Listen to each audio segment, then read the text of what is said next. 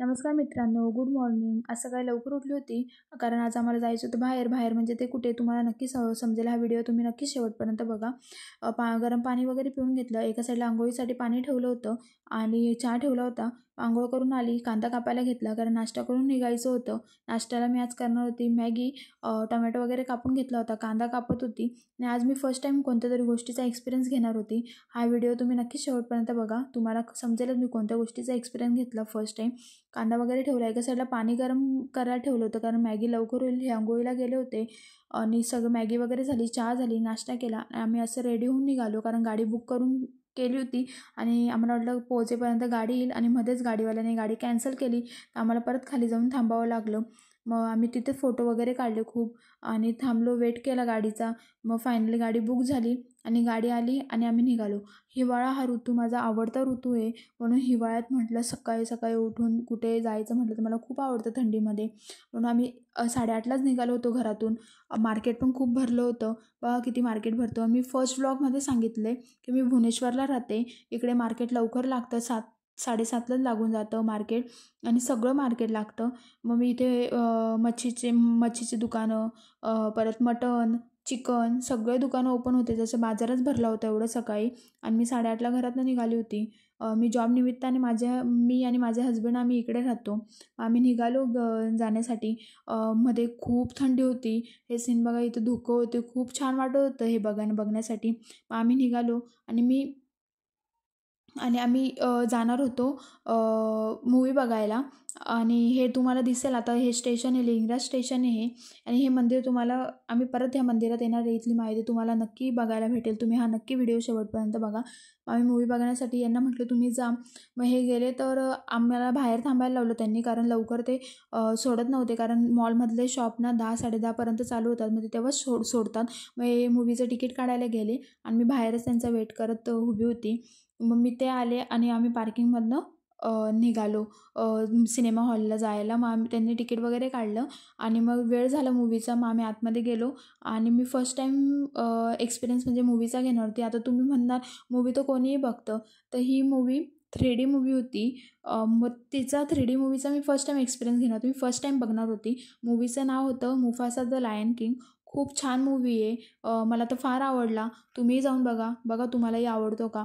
खूप छान वाटलं बघून. मग तिथून आम्ही निघालो मंदिरात जाण्यासाठी. इथून 5-10 मिनटं अंतरावर ते मंदिर असेल. आम्ही चालतच निघालो गप्पा मारत. मग मध्ये आम्हाला ज्यूस शॉप लागला. मग तिथून मी ज्यूस घेतलं. यांनी नाही घेतलं, मीच घेतलं. मग आम्ही पोहोचलो भुवनेश्वरमधील भारतेश्वर आणि रामेश्वर मंदिरात. हे आहे भारतेश्वर शिव मंदिर. याच्या अगदी समोर आहे रामेश्वर मंदिर. मी अगोदर तुम्हाला भारतेश्वर शिव मंदिर दाखवते, मग मी नंतर तुम्हाला रामेश्वर मंदिर दाखवेन. आम्ही दर्शन वगैरे घेतलं. हे मंदिर आहेत 1100 वर्षापूर्वीचं मंदिर आहे. या पटांगणात एकूण 3 मंदिर आहेत. ते म्हणजे लक्ष्मणेश्वर मंदिर, भारतेश्वर मंदिर आणि शत्रुघ्नेश्वर मंदिर.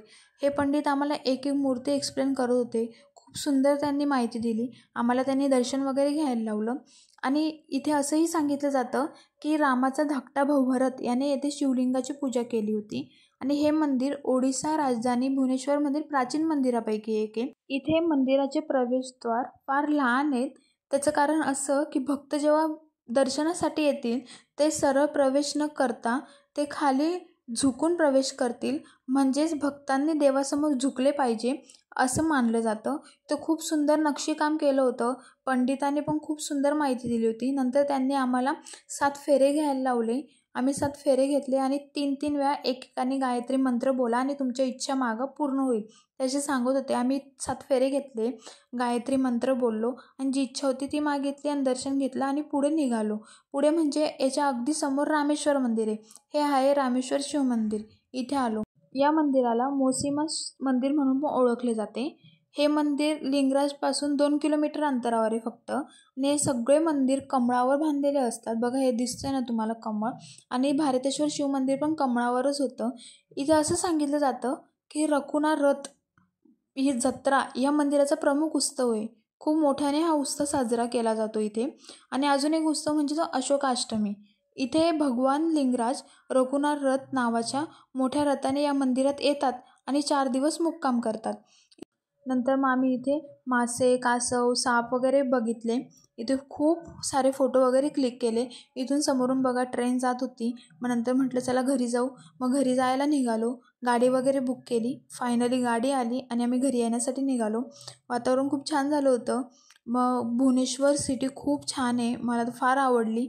मग आणि भूक पण लागली होती. मग आम्ही विचार करत होतो की जेवायला काय बनवायचं, कारण काही खाल्लं नव्हतं, फक्त नाश्ता करून निघालो होतो. मी तरी ज्यूस पिलं होतं, यांनी तर ज्यूस पण नव्हतं पिलं. मग आम्ही घरी येऊन मी म्हटलं काय बनवू काय, मग मी ठरवलं की खिचडी बनवते आणि पापड वगैरे तळते असं. पण घरी येऊन तर कामच वाढलं माझं. मी कोबी कापली होती कारण मंचुरियन बनवायला, तर ते मैदा आणि कॉर्नफ्लॉवरच खराब झालं. म्हणून मी खिचडी भात, पापड आणि भाजी आणि भाकर बनवली. असा होता माझा आजचा दिवस. Bye, good night, take care.